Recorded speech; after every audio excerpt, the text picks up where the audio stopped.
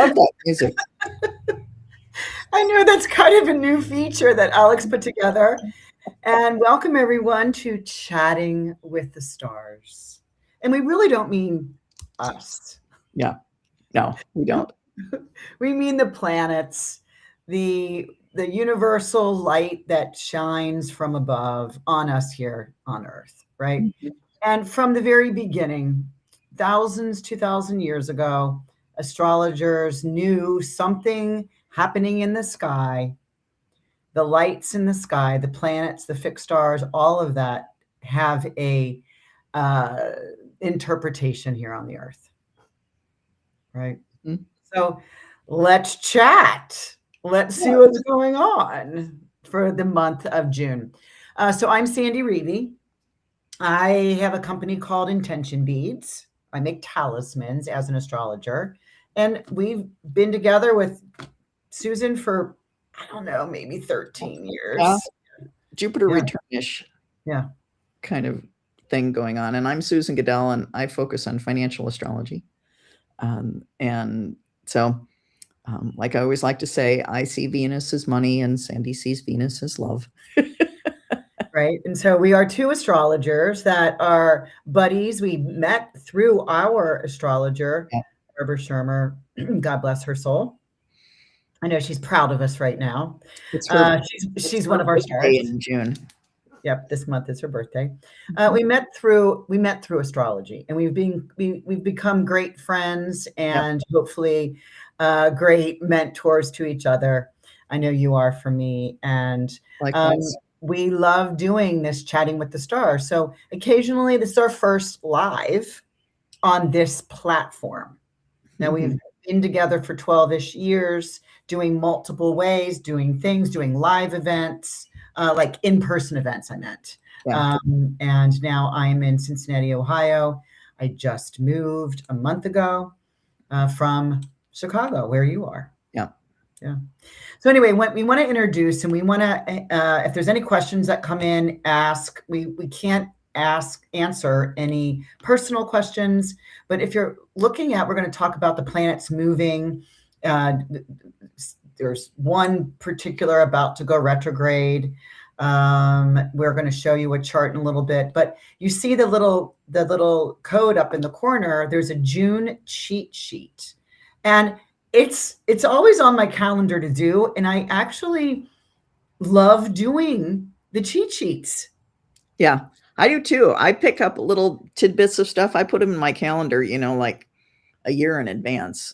Like I'm going to start putting my 2027 calendar together in July.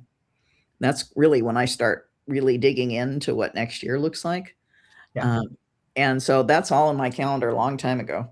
And so it's nice to, when we put the cheat sheet together, to kind of revisit that and go, oh yeah, that's what that's about. It's here. Yeah. We can feel it pulsating. And so we put this together, and there's how you can download your cheat sheet. We do suggest, whether you watch this as a recording or you have it already in front of you, because we're expanding on each of these dates that we've already written down, and we each put our little 2 cents in. It's a great way to learn astrology. Yeah. I don't have a class that I teach astrology. It's not in my wheelhouse. Mhm. And you used to, but you no longer do the. Yeah, but due to popular demand, I am taking a look at actually putting a class together. For financial astrology. For financial astrology, yeah. Yeah, which is so actually, if you're interested in that, send me an email and I'll put you on the list to let you know when that's available. Hopefully by year end, but I don't know. That's just Susan at susangidel.com. Yeah, Gidel. Yeah. Which is interesting, because one of the things that we're going to talk about is Chiron this month is moving from Aries into Taurus. So this may be where people now for the next 7-8 years have this more, steady determination of finding out their value or their worth, right? Because it's moving into Taurus, it's grounded, it's earth, it's about what is sustainable, where is my finance coming from, right? Mhm. Anyway, we'll talk about that in a little bit, but we wanted to share one new thing with you. We're going to put up a chart here, and we're going to explain this as the inner wheel. This is called a bi-wheel. And if you're familiar with astrology, you've seen a lot of this. Mostly it's your natal chart in the inside and the outer transits on the outer wheel.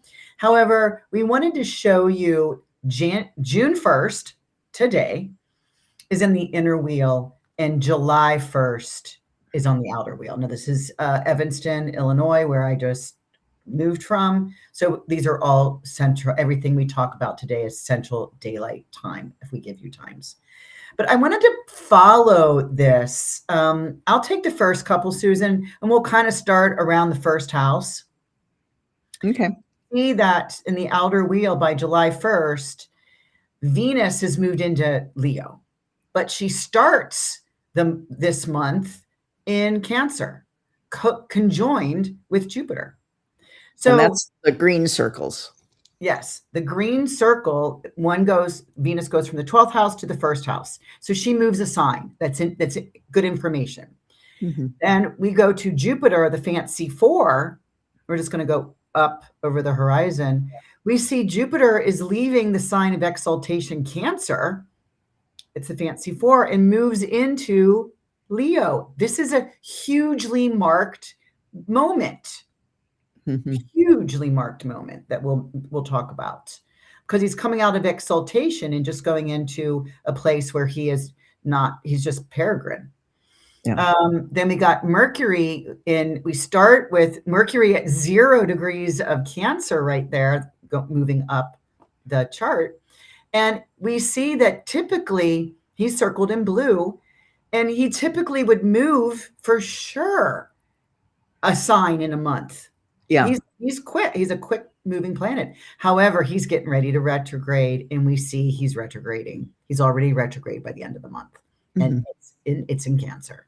So just paying attention to that. These two of the first planets I talked about are moving signs. Jupiter does not move every month, just moves once a year. So Mercury moves every month, but is not moving this year, this month. Yeah. Then I'll take Sun. The Sun starts in Gemini and finishes the month in Cancer, which we'll talk about the summer solstice. And the sun does this every month. The sun always changes a sign, around 19th, 20th, 21st, somewhere in there. So that's no big deal for the sun. It changes signs every month. Mars, in red, nearer the top of the chart, is going to move from Taurus to Gemini. And Mars changes signs, every couple months? 6 weeks, yeah.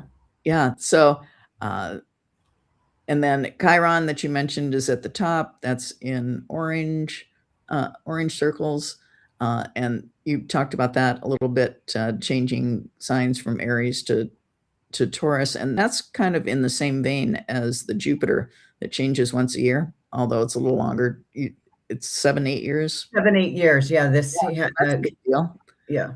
And then Saturn is in black, and it's in Aries at the moment, and will be there for finally now. It finally moved into Aries for good earlier this year, and will be there for a couple of years.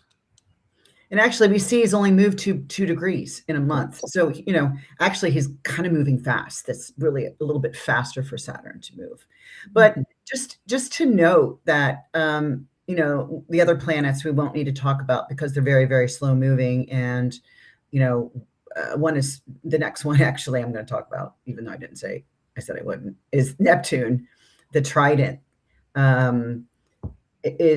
Has hardly moved because he's about to go retrograde in July next month.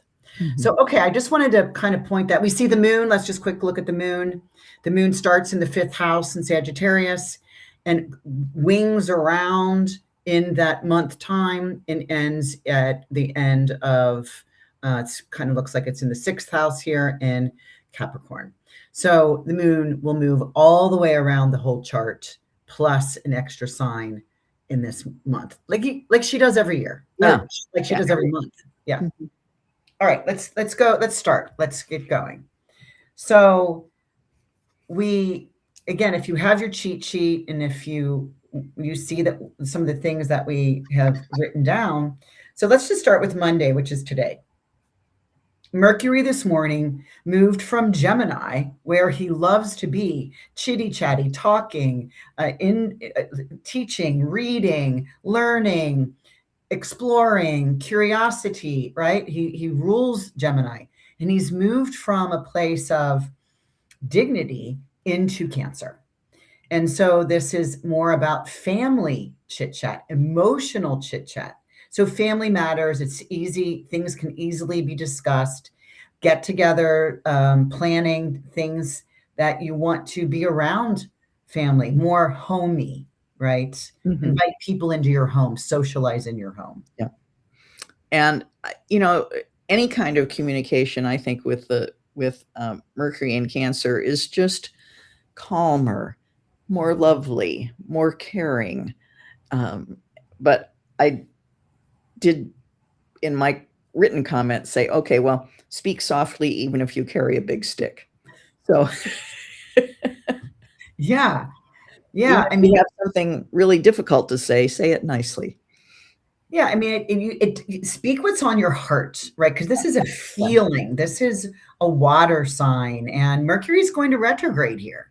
Mhm. And so we really, what comes up to get expressed outward may be able to sit on a table for a while in discussion and in, a cooperation. So, you have 2 months really, and Yeah, really. it starts today.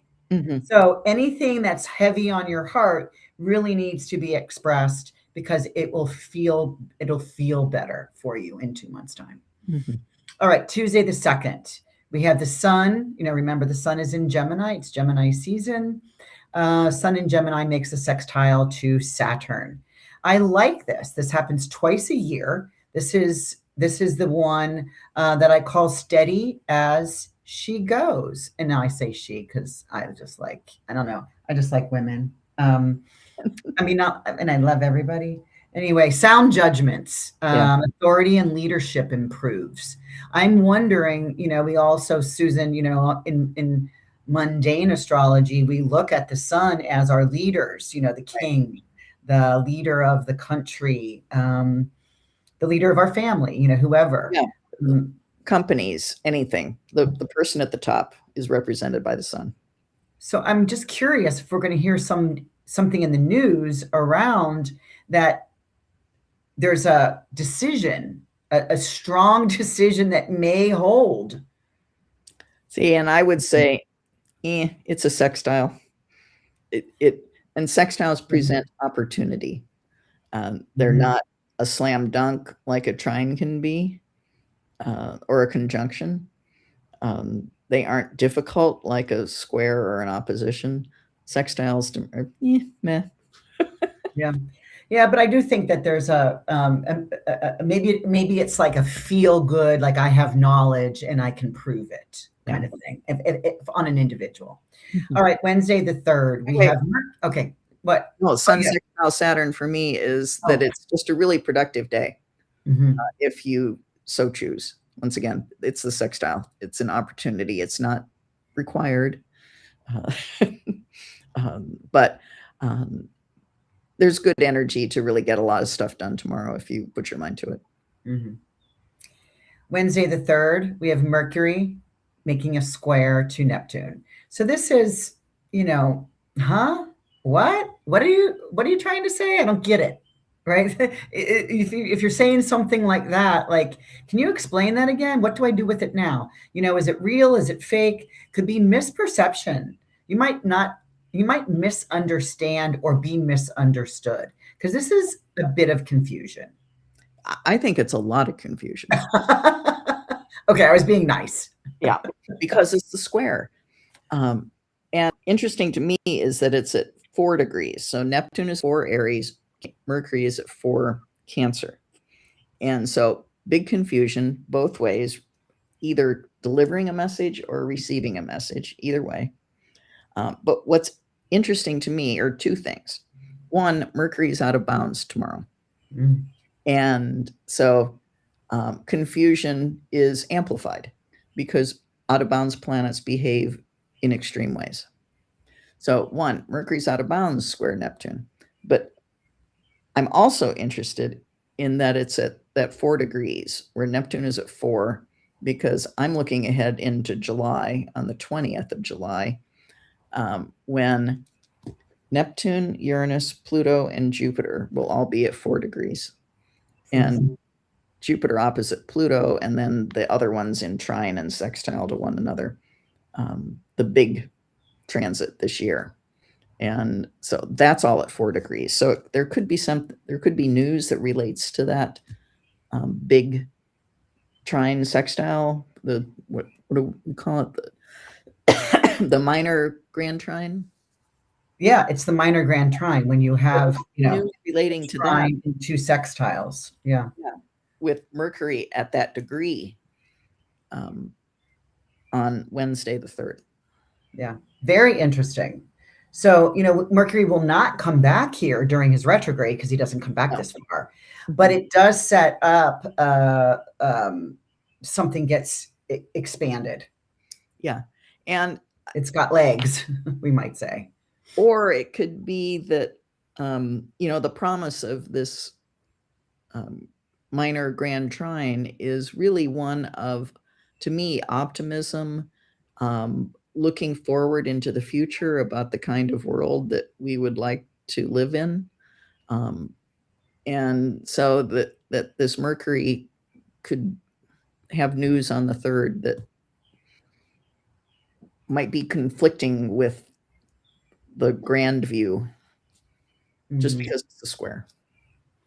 Right. And maybe it's just that somebody's, not someone, but the devil advocate of what do we need to do in order to see the bigger picture?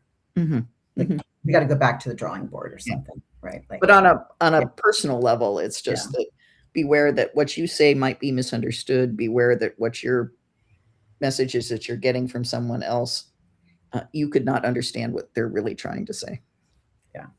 That's so on either basis. Yeah. So ask clarifying questions or put your big comment on hold until this passes. Yeah. Until the next day, which we don't now have a transit from the 3rd until the 9th. And if we count right, that's 6 days. Yeah. And I counted them all up for my newsletter that I put out yesterday on the 31st. And out of 30 days in June, there's only 9 days where the planets are in aspect to one another. That's low. That's really low. But there's a lot of other stuff going on. All those, there's a lot of half of them are changing signs, like we showed you at the beginning. So, I mean, that's a big deal. So, big deal. And Mercury going retrograde, that's a big deal. Yeah. Yeah, there's just a lot of flavor changes, right? The dish has a different flavor, and that's noticeable. Yeah, that's noticeable. So Tuesday the 9th, we always do, I do a couple things. I do a favorite day, I do an astro interesting day of the month, and I do a conflict day. But we don't know each other's favorite day, except I did see it after I wrote mine. But Tuesday, June 9th is my favorite day. Me too. All astrologers are talking about the 2 benefics coming together, the Venus plus Jupiter at 25 degrees of Cancer. Now, Jupiter's exalted here.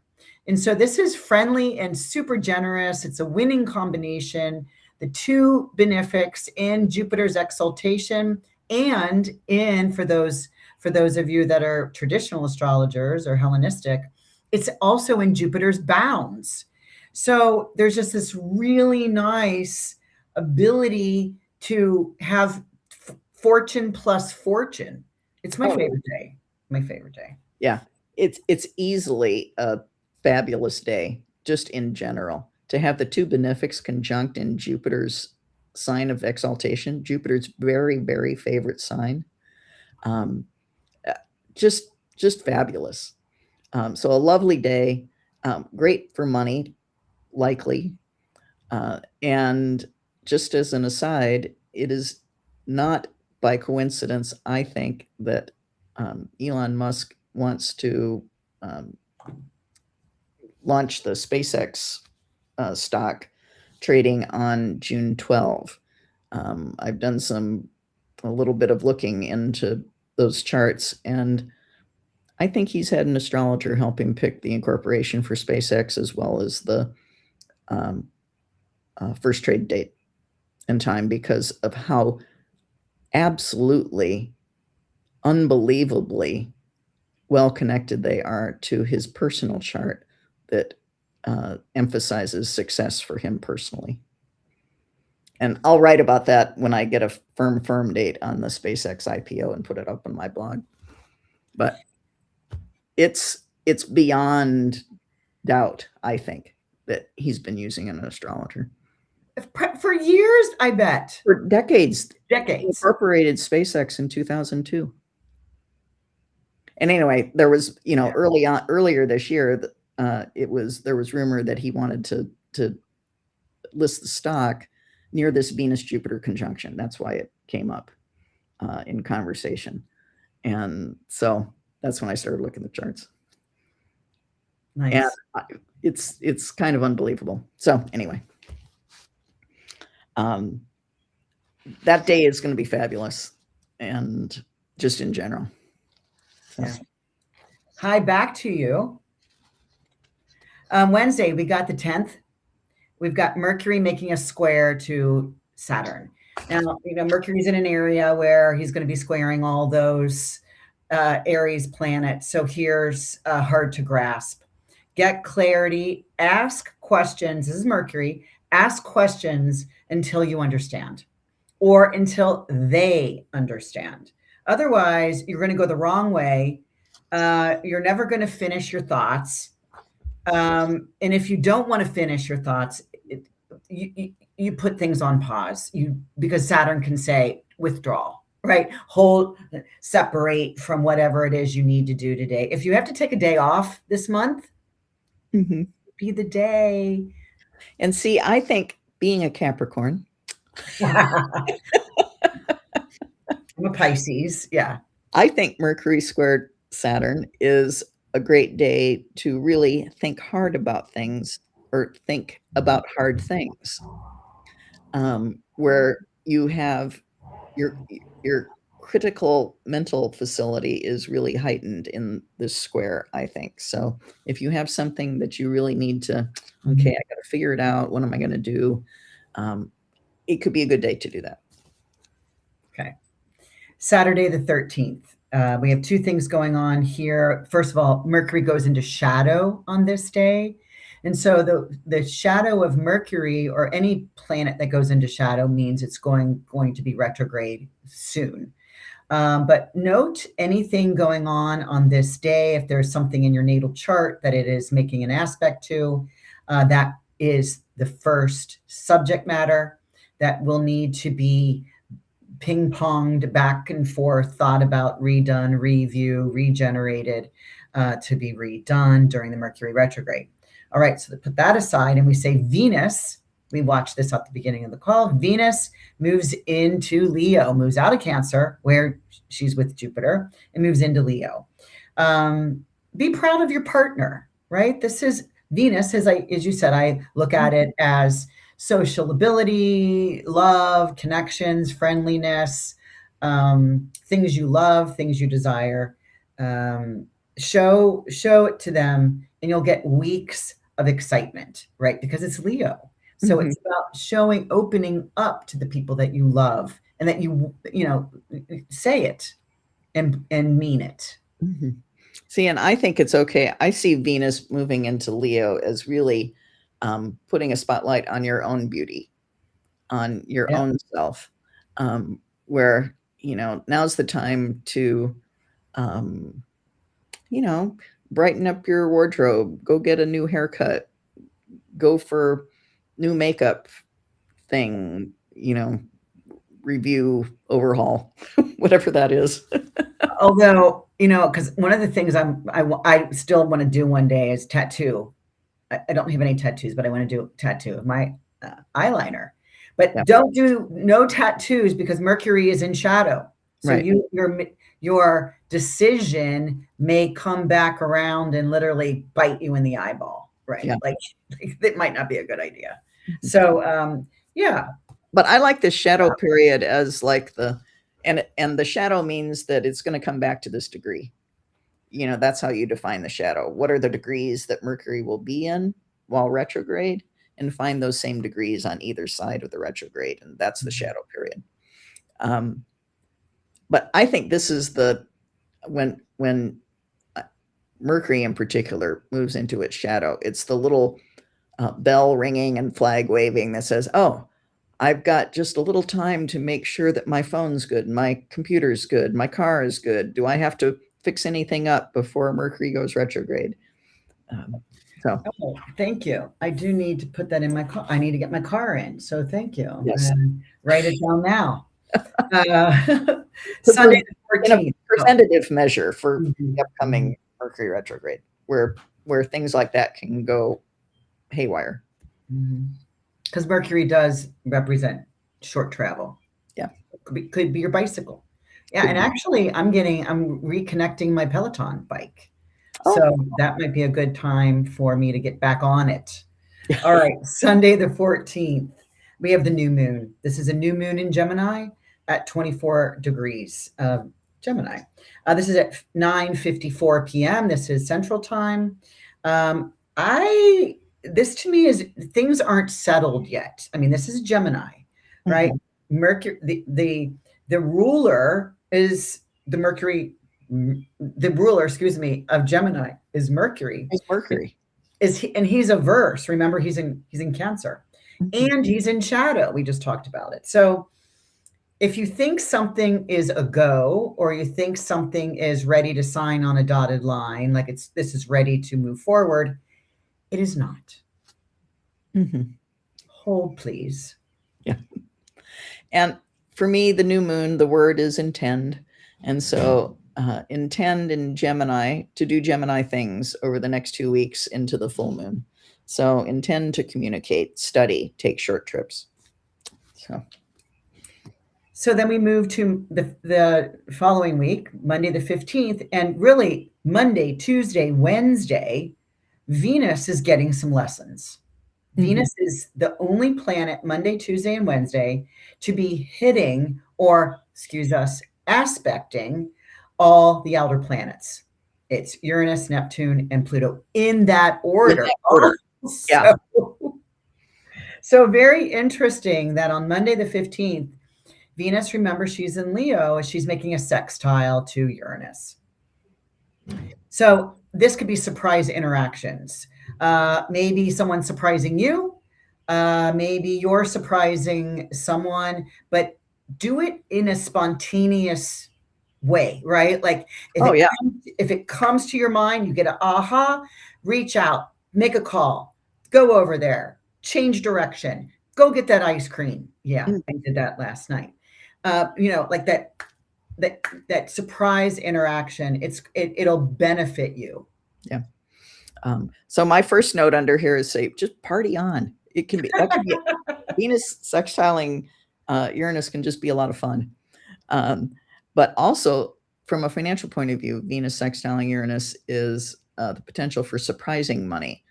And whether that's you find a quarter on the ground as you're walking the dog, or if you get a windfall in some market position you have, or loss, either way, surprise goes both ways. True. Um, that's part of it. And really interesting, like you say, Venus aspecting the outer planets 3 days in a row, right in their order. This is the Tuesday and Wednesday, and I guess I'll just move to Tuesday, the 16th. Yeah. Venus trines Neptune, and that's ease. And Neptune is about dissolving, for me, from a financial perspective, or deceit in some way. And so that says easy come, easy go with that surprising money. And I will just say that this is the first day of a 2-day meeting for the Fed under its new chairman. And this will be the new chairman's first meeting. And then they announce on the next day when Venus opposes Pluto. And we'll get there in a minute. But really interesting that what I call Fed week happens with these Venus really significant transits to aspects to the outer planets. Which your comment at the beginning of the call is about, you look at Venus as money. And so this is a really good pointer to that. Yeah. Right. But as I look at it as relationship, maybe it's relationship to money. But these are my 3 astro interesting days. Oh, yeah, for sure. One, because it's like Venus says, hey, Uranus, hi, what are we doing here? What's the plan? Then trines Neptune on Tuesday, wishing on a star. Let's hope for this. Not sure if we can or can't. Do we have our lucky foot in our, our lucky rabbit foot in our pocket? And then Wednesday, the 17th, she makes the opposition to Pluto retrograde, right? So it then becomes clingy. It becomes obsessive. It becomes, like fingernails in. It gets stalky, right? It gets, so it goes from possibility to ease to difficulty. Yeah, absolutely. Yeah. And Venus opposite Pluto, whenever I see those 2 planets together, it's always big money, powerful, because Pluto's powerful and Venus is about money. So there's big power plays potentially on the day that the Fed announces what its first move is going to be under the new chairman. And so I think the markets could be really, these 3 days could be really interesting from a market perspective. And I do think it's difficult on the day that we get the news from the Fed on the 17th, because Venus opposes Pluto. And then, as we said at the beginning of the call, Chiron moves from Aries, 20th, into Taurus. Now, this is a big deal because Chiron, the wounded healer, we all have one in our chart, but anyone that was born between 1977, this is the last time that Chiron was in Taurus, 1977 to 1983, or 1984, will begin over the next 7 to 8 years, have their Chiron return. And so that moving from Aries, pushing, fighting, striving, running fast, getting in first, trying to get up the ladders, this pressure to get somewhere fast, right? To Taurus, Earth fixed is way slower. So anyone that is feeling really burned out might feel a little bit that they're no longer in survival mode. They may have gained or not, or burned themselves out, but now it's a slower period of time over the next 7 and 8 to 8 years. Taurus, again, is ruled by Venus. So there is something really big this week. Because Mars week of June, in Aries hands over to Venus in Taurus to heal. But how do ones heal in Chiron? Bring up the wound, bring up the issue, the pain, the sorrow, the whatever, guilt, shame, and learn from it, heal it. Right? So that's Chiron in a and when you say the dates, excuse me, I'll tickle my throat here. That reminds me, that's right when I began my career. 1977 was summer that I had an internship in college at the Board of Trade and really got interested in being in the commodities business and industry. So I'm wondering if I can apply that to career trajectory. Oh my gosh. And isn't that what you said you're going to do? Yeah. And maybe have not known about the transit happening. Interesting. So you're taking on a new a new role in that field, right? Using astrology, adding on. Yeah. Yeah. All right, let's keep moving. Sunday the 21st. This is summer solstice. It's warm to hot around family and home.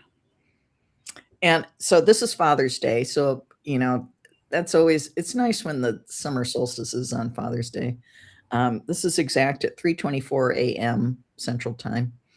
And you know me, Sandy. Ooh, longest day of the year. We're headed toward winter now. Well, you at the winter solstice is always like, yay! And I'm like, it's cold. Anyway, it's hot on the summer solstice, most probably. We go to the next week. We got Thursday, the 25th. We have a couple things going on here. Venus is making that trine to Saturn. And this is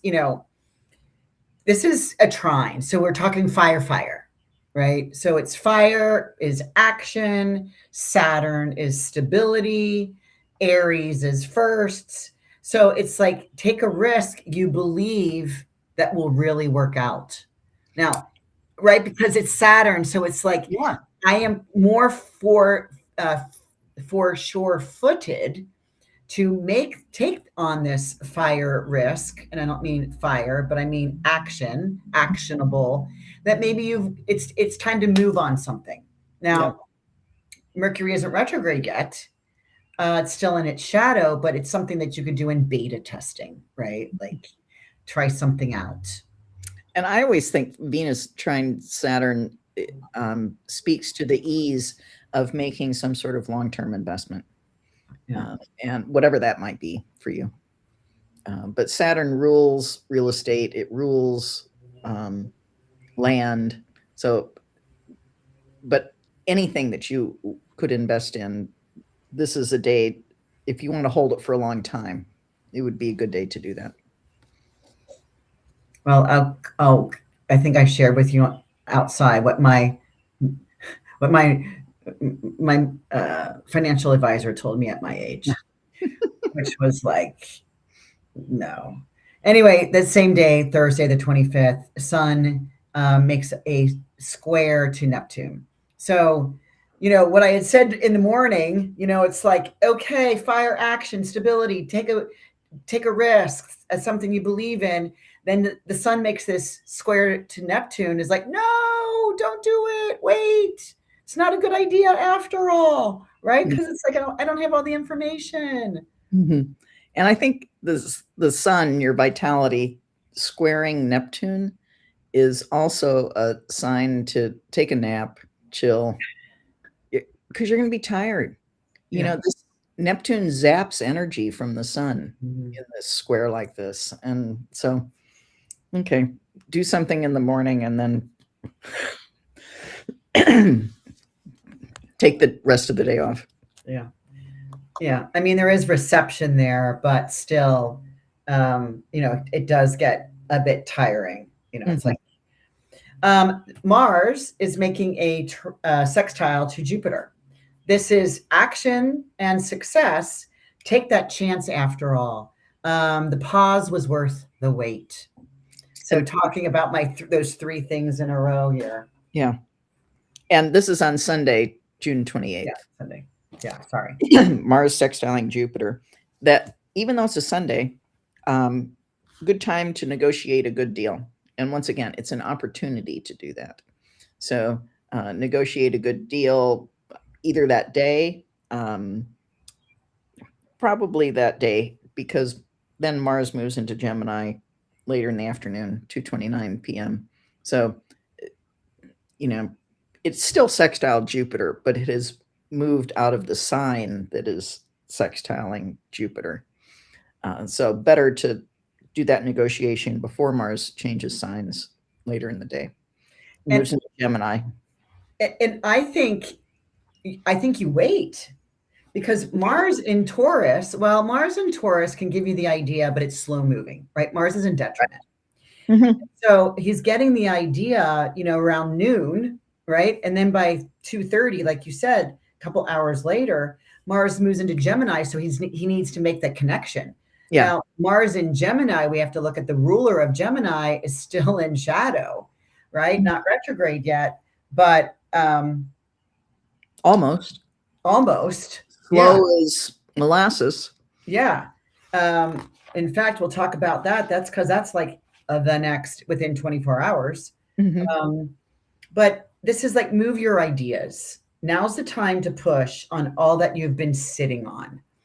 I think there's more information to gather, but I think it sometimes if you wait too long or too much, it gets pushed to the back burner. Yeah. And it never comes back out. It's like sometimes you have to just, what's the swoop, just do it, Mm-hmm. right? And then make corrections along the way. I mean, it's not something like, hey, go get married on that morning and then Mercury gets retrograde. It's like do something that is easily, it's Gemini. It can easily be manipulated. You could go this way, or you could make a slight direction turn, and it's still working out, Mm-hmm. right? You got to get the bugs out. And I think that the Mercury retrograde, where Mars is going into Mercury sign, can say, let's weave through this, making corrections along the way. I think that's a good way to explain it. Yeah.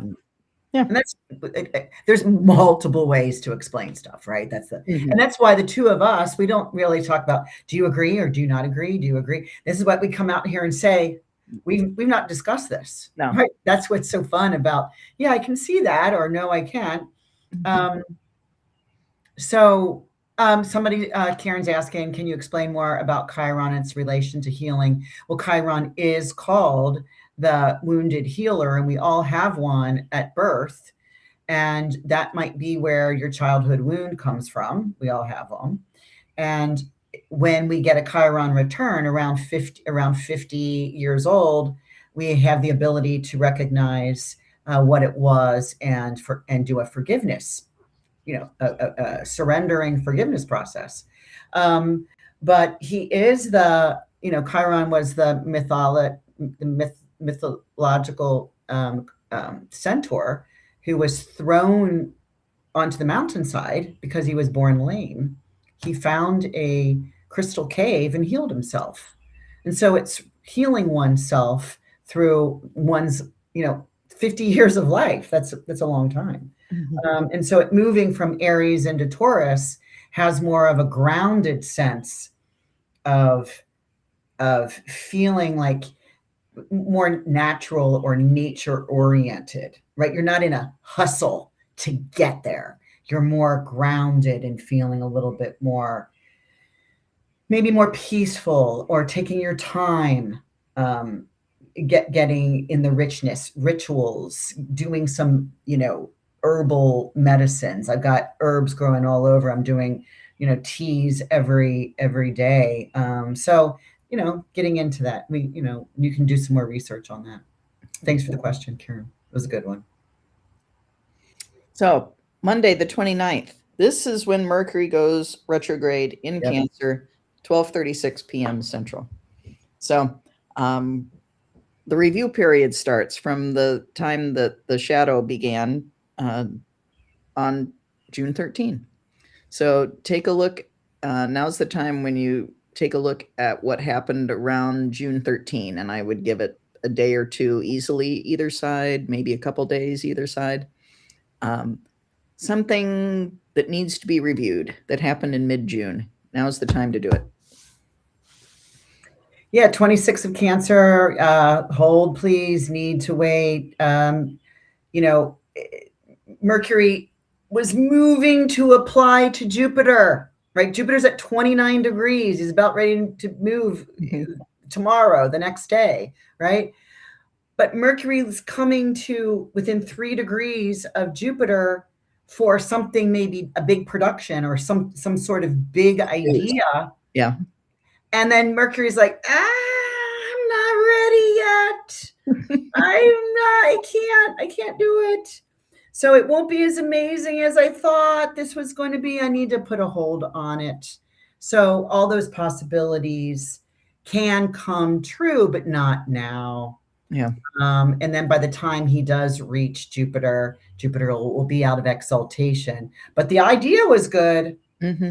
The idea was good. It's just not time for it yet. Yeah. And then the Mercury's retrograde goes through July 23. So after it's done retrograding, these are the weeks that you review whatever happened in mid-June, and then you get to make the decision. You tweak it or whatever, and then you make the decision at the end of July. Yeah, and it's 26 degrees of Cancer all the way back to 16 degrees of Cancer. Mm-hmm. So if you have any planets in that area in Cancer, I want to make a comment here, or any of the water signs in that degree, or any of the mutable planets in that degree. This is Mercury does what's called a trigon, and he retrogrades 3 times a year, right? Mm-hmm. And usually always in, whether it's the water, there's 3 water signs, 3 fire, 3 earth, and 3 air. This year he's retrograding through the water signs. He did Pisces. Now he's doing Cancer. Mm-hmm. So when he does this, he'll then do Scorpio, right? The 3 water signs. But what's interesting is he hasn't retrograded in Cancer in 6 years. Oh, wow. So wherever that house is mm-hmm. for you, whatever number house, like for me, that's the 12th house. That I haven't had a chance. People haven't had a chance to retrograde in your Cancerian house in 6 years. So this is not like a regular normal. Mercury retrograde is similar to the last one, right? Yeah. It's making different aspects in your natal chart. It's doing different things in the house it's in. It's in a different sign. Mm-hmm. So for you on an individual, check out your house it's on. So I think that's very interesting to watch for. So where Cancerian, right? Your home. What do you need to renovate or redo, or in your nest, your body, your body, or your family, or things that you really, really do care about. Mm-hmm. There's something for you to work on. Yeah. And then the same day, we get a full moon in Capricorn. 8:56, 6:57. Straighten up my glasses here. 6:57 p.m. in Central Time. And it is squaring its ruler, Saturn. So moon squaring Saturn, full moon. And like I use the word intend for new moons, I use the word spotlight for full moons. So the spotlight then is on personal responsibility in Capricorn. And both head and heart is the moon. And because it's squaring the ruler of Capricorn, Saturn, it's like, okay, well, head too. So this is I think the full moon at the end of the month is just, okay, let's take a real hard look at things and make sure that I'm doing what I say I'm going to do. It's my conflict day of the month. Mm-hmm. Because what you said, because of the square, the ruler of this full moon, right? Emotions this high, this big, this wide, and squaring the ruler, saying Saturn's like, who's in charge? What's going on? Because the emotional side and the ego side, right, is at a T-square. Yeah. And it's like the flip side of it is I kind of like, from a good perspective, I think the moon in Capricorn can be very dispassionate. So even though you might feel pressure from Saturn to say, okay, you'll take it well because you aren't emotional about that. It's like you can take that news from Saturn emotionally, mm-hmm. Even under a full moon where emotions get riled up. Right. In a Capricorn full moon, okay, got it. Right, but it's very interesting because the sun is in Cancer. Yeah. right?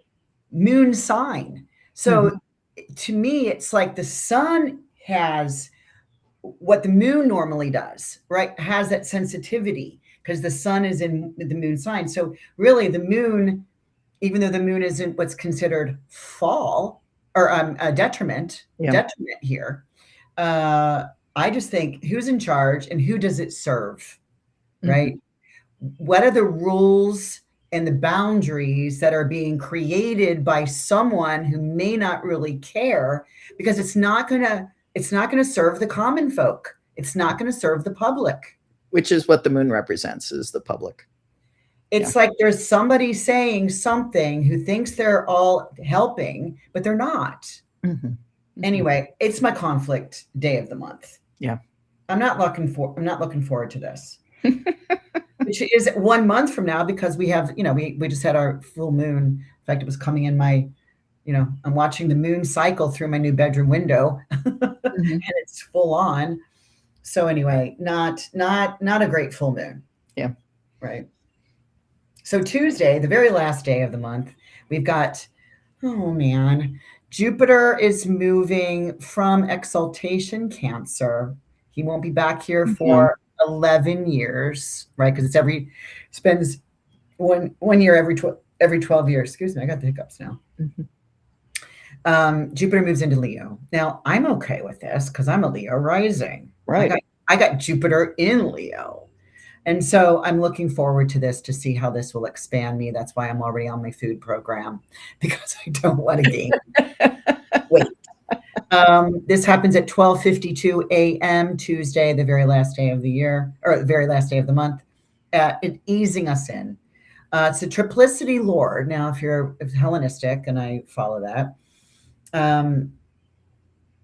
Jupiter is the triplicity lord of. That means from 0 to 6 degrees of Leo, being the, it's not where we're looking at primary dignity or debility, where we just said that Jupiter is exalted in Cancer, but he has dignity. He has a leadership role from 0 to 6 degrees of Leo. So it's not as sensational as the exaltation, but at least we're easing into the first couple weeks of the Leo area where Jupiter still has authority. Well, Leo is the sign associated with the gold market. And so I'm going to take a look later on. Once again, I've got some research yet to do, but I want to take a look at how gold has performed while Jupiter is in Leo to see if there's a nice connection there. You would think that there's two schools of thought, particularly when it concerns commodity markets. When Jupiter enters a sign that rules those markets, you think Jupiter moving into Leo, could that be really great for gold? Does it make gold go up? Does it expand gold? The other way to look at it is Jupiter expands gold. And that means like more gold gets found. And so if more gold gets found, the price goes down. So I really don't know which way it goes, but I'm going to take a look at it and once again try and put something together in writing by the time it gets there at the end of June. Well, that just reminds me of the Jacobite gold that I'm watching on Outlander that they keep finding. Anyway, so that's probably was Jupiter was going into Leo at that time. Yeah, and there we go. And scene for the month. So, again, we even finished, even with our chart at the beginning of the call, we finished in an hour, which is rare. Yeah. Because there's, like I said, there's a lot of movement. That's why I really wanted to watch that earlier charts. Is, there's movement going on. There is a change of a changing of guard, so to speak. But we end on, we end the month on kind of like a kind of a note like that. Yeah, we'll see. And it's always kind of sad when a planet leaves its sign of exaltation. Mm-hmm. It's like, yay, to, oh. Party's over. Yeah. Although it's going into Leo, it's like be careful how you party. Yeah. Be careful you don't overextend Mhm. anything that you really want to do or play or be entertained or show up somewhere, with all the colors of the shoes that of your favorite shoe. You don't need all that. You don't. What do you need? Let's Mhm. let's kind of keep that in moderation Mhm. because Leo just really likes to be bold and Yeah. so. Hey, you. I see you. I saw your picture today. So the the month looks interesting, right? Yeah. There's, half the planets change signs. That's big. Mercury retrograde. And then those 3 days in mid-June when Venus aspects all the outer planets could be really interesting. So, Yeah. Let's see. Let's see. Let's see if it's. We'll see if it's the money, yeah. or are we seeing a lot of like and we would see this either in our own personal field of relationships, friends, family having relationship issues, or we're seeing it on the big screen of famous people, right, Mhm. having a little bit of Right. relationship issues. So Mhm. anyway, yeah, so thanks for joining us. We go live occasionally, so thanks for being here. And we show up we do it, either it's recorded if we're traveling or doing something. Let's talk about travel. Um, I've got one spot left for Egypt. Egypt is on. We're on. We leave September 13th. Well, we arrive there and we start on the September 13th. You better leave a little bit earlier than that. And a 2 week it's a 2 week journey, a pilgrimage, seriously, a pilgrimage of going far away, but yet back to an original land. I don't even know what to say. Just you can get a 15-minute, although I talk too long, free retreat call. If you have any questions or anything that you'd like to know, you can sign up by clicking that little or taking a picture of that code. Otherwise, we got UAC. Yeah. The big astrology conference coming to Chicago around Labor Day weekend. Yeah, it's September Usually. 3rd through the 9th. Yeah. United Astrological Conference. It's worldwide. I mean, it's thousands of people will show up. I'll be there in the marketplace with my intention beads. Mhm. You will be there. There are beginner classes. There are intermediate, advanced. Come and bring your chart and wear it on your sleeve and learn the cosmic language because you'll feel like you're in a different location. Yeah. And it's fun. It's always fun when astrologers get together because, we do speak a different language when we're talking astrology. And it's fun to get together with people that understand your language. It really is. It Yeah. really is. And you don't see these people for years and Yeah. years because the last one was in Chicago, and Yeah. that was 18. yeah.